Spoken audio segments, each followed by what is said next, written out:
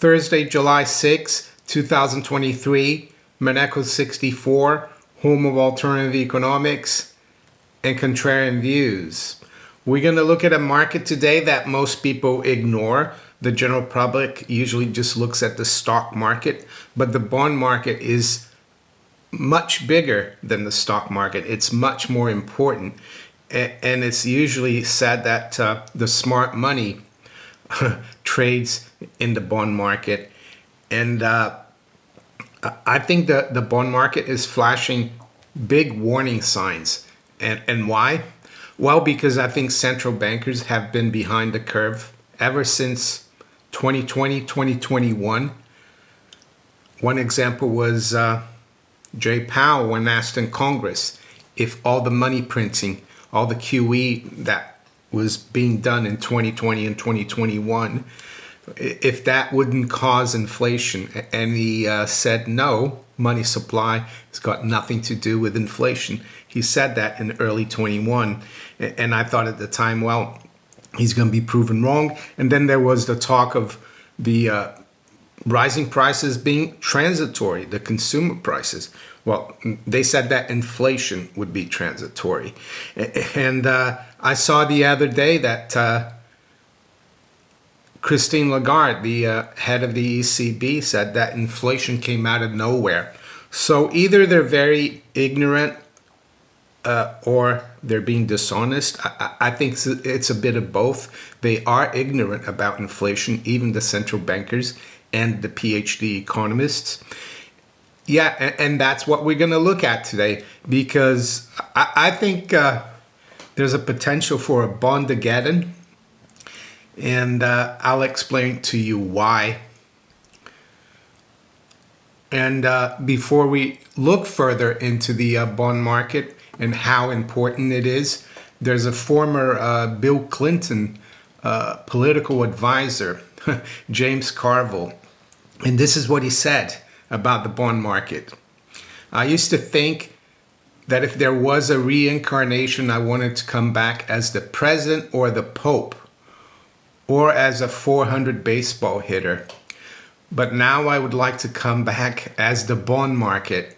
You can intimidate everybody. That was James Carville. And he said that back in 1994. And this was because there's a big crisis from October 93 to November 1994 in the bond market. And I remember that crisis very well because I used to work in the bond markets for over 20 years. Most of my clients, well, all my clients really were institutional clients. That's the thing. The average Joe or even normal investors, they don't think too much about bonds. Even the other day, I was listening to the radio driving my car, and they gave a quick update. They said, oh, the FTSE did this and the pound did this. That's how far they go. They didn't say, oh, the 2-year gilt yield went up 30 basis points.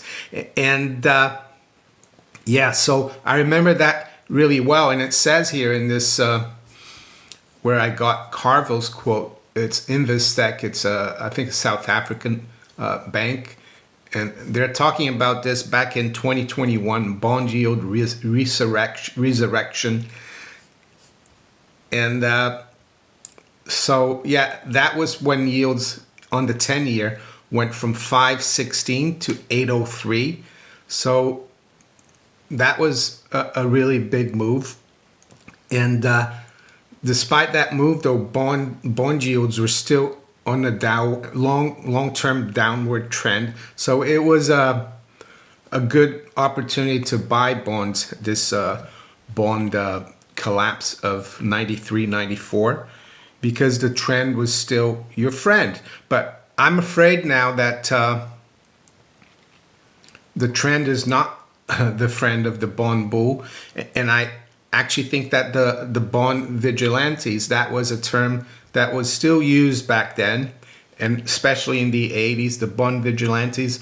Yeah, that was the bond market telling government that, yeah, you need to shape up or else yields are going to go higher. And how do they go higher? Well, when you sell bonds, prices go down and yields go up. And why are these yields so important? Well, especially U.S. Treasury yields, and in the case of the UK gilt yields, because they are the risk-free rate of return, and I'm afraid to say that it isn't a risk-free rate anymore. We're seeing banks fail because Treasury prices have gone down. We're seeing the central banks lose a lot of money, and this is the other thing. This is going to be a disaster for central banks. Their balance sheets are loaded up with these bonds that they've been buying since '08 to manipulate them even lower than they should have been. And I'm not saying that there shouldn't have been a bull market in bonds and relatively low rates, but they pushed it too far. And that's where Newton's third law comes in. And what does Newton's third law say? Well, for every action in nature, there is an equal and opposite reaction. If object A exerts a force on object B also exerts an equal and opposite force on object A. So, yeah, we had from 1981 to 2021, and I was warning already back in 2021 and even in December 2020 that we could be over in this bond bull market. So object A was bond buying and yields going. Yeah, it was bond buying, not just by central banks, but by investors. And investors were just front running the central banks. And the yields dropped. That was object B. But now it's going the other way. Yields are going up, central banks are selling, and investors are running for cover. And I hear a lot of people out there who don't know anything about the bond market. People I talk to sometimes, and they say, oh, bonds are a good investment.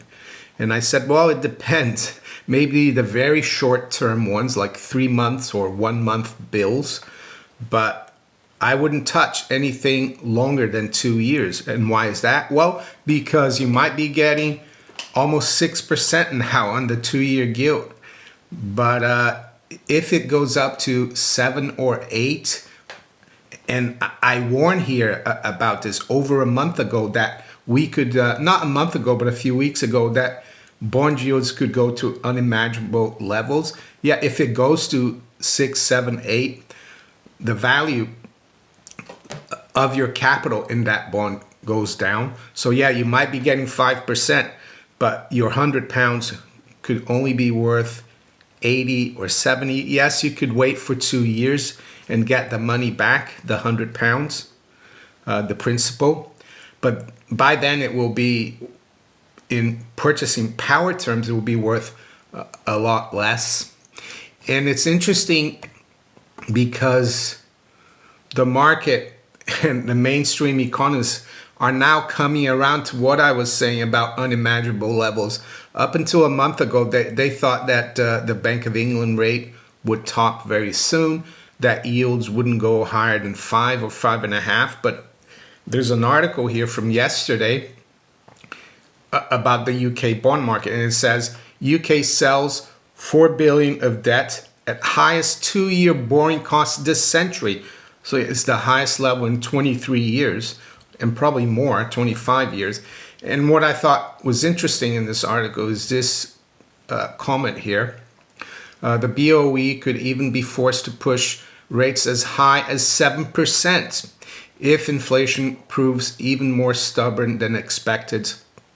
According to JP Morgan economist Alan Monks in a recent note to clients, although his central expectation remains, there you go, that rates will peak at 5.75% in November. Well, it's interesting because this gilt auction yesterday, highest yield in, well, over 23 years, the yield was priced at 5.66, which is actually, if you look at the 2-year yield right now, it's at 5.47. So the new bonds that are issuing, the government's having to pay a premium in terms of yield or coupon.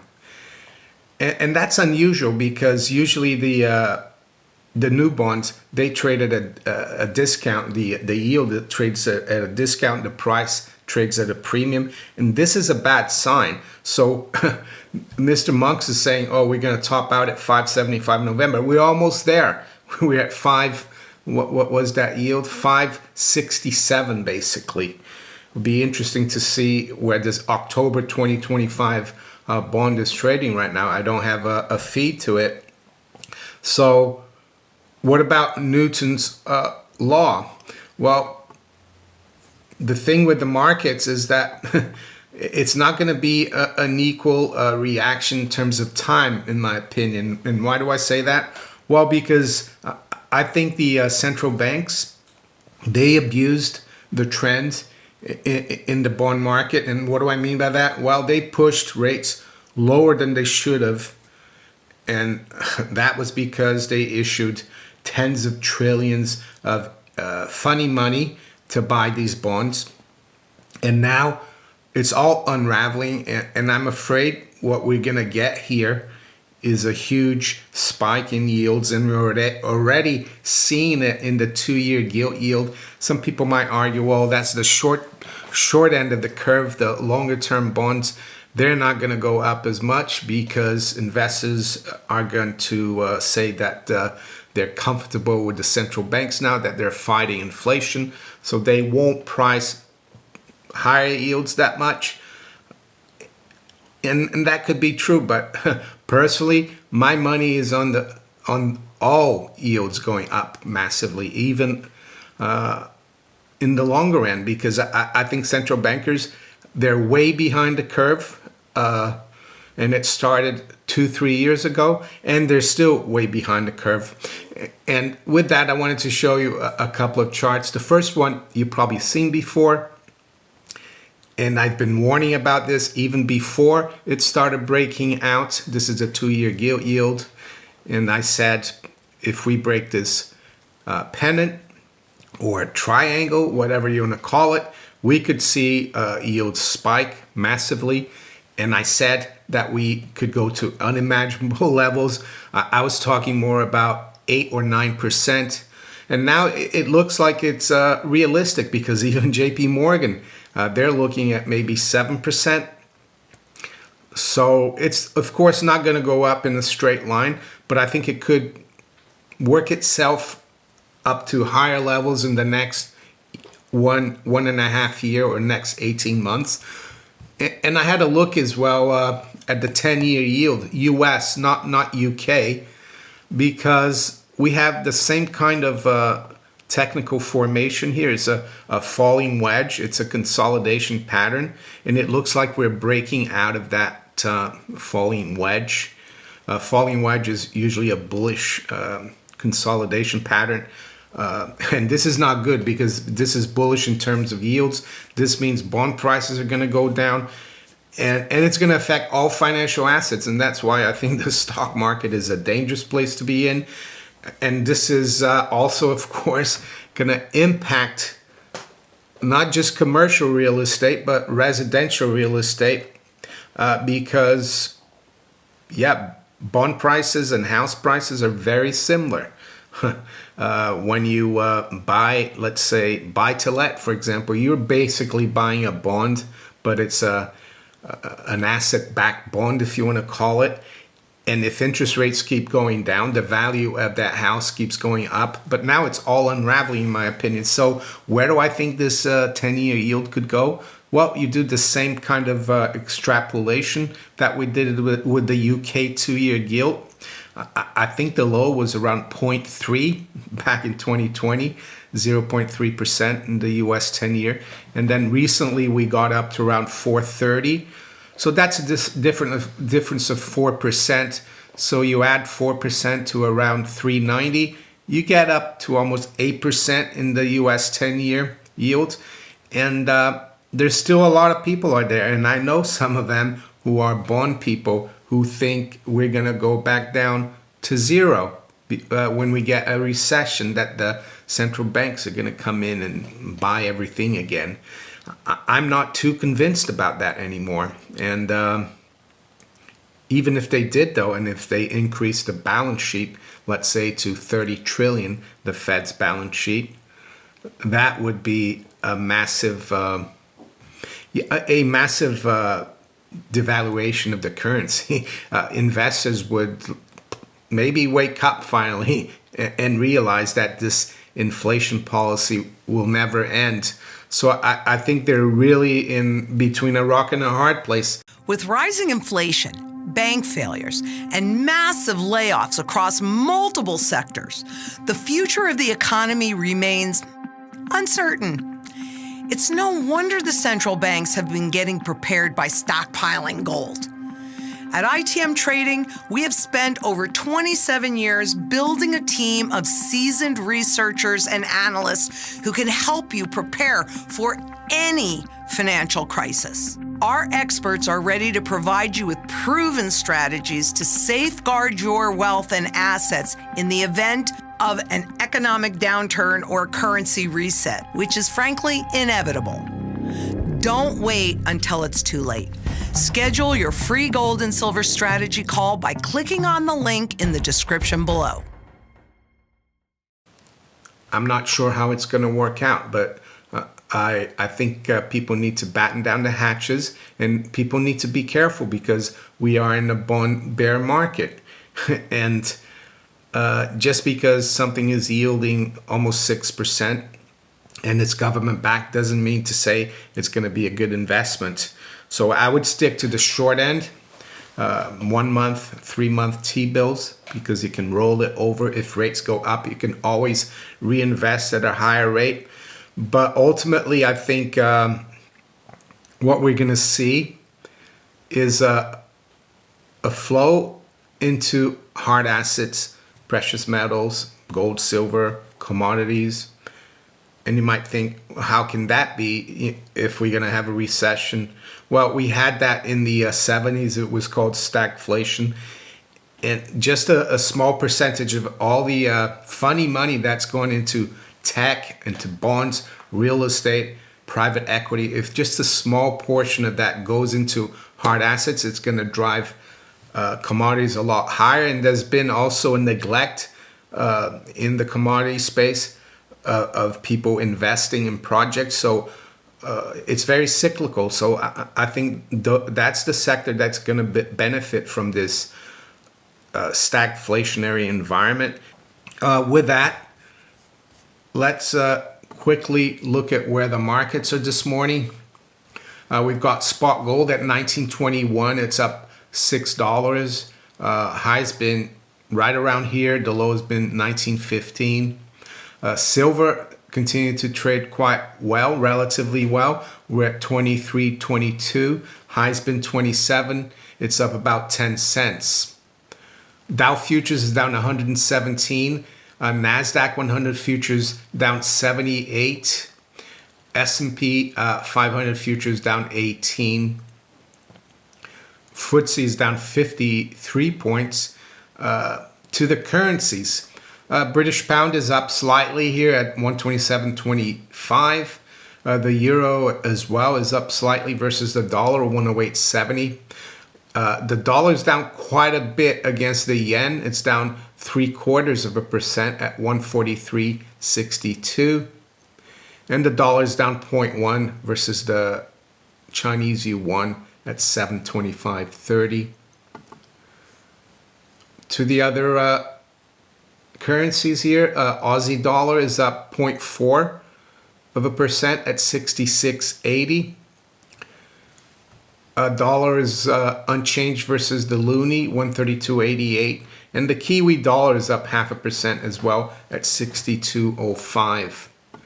Just quickly go through the general commodities. I see crude has moved up a bit. We're almost back up to 72 in WTI. Brent is at 76.50. They're pretty much unchanged overnight.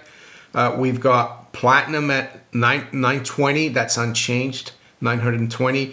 And high-grade copper is down 0.2% at 374. Let's quickly look at the gilt market and then the treasury market. The 2-year gilt yield is almost at 550. But I would say that this new 2-year gilt that was issued yesterday, and there were was 4 billion pounds issued, is probably approaching 570 because they're trading at a higher yield. So the government is having to pay more for actually the new issuance, the new borrowing, and that's not good. It's going to start impacting government spending. And that's going to slow the economy down because government has become such a big part of the economy. And they're going to have to allocate a lot more funds to paying off the interest on higher interest payments on these bonds. So quick look at the U.S. Treasury market. The 10-year yield is fast approaching 4%. We're now up 2 basis points at 396. Keep an eye on the 10-year yield now. I think this is the signal here for trouble ahead. If we get back up above 4% and especially 430, things could get quite interesting in the markets. And I think the UK gilt market has been like a harbinger, indicator, precursor to all these coming crises. Because they're all related. The UK gilt market, the Treasury market, the European government bond markets, they always go the same way in terms of direction. So, with that, I'm going to wish you all a very good day. Take care. Bye.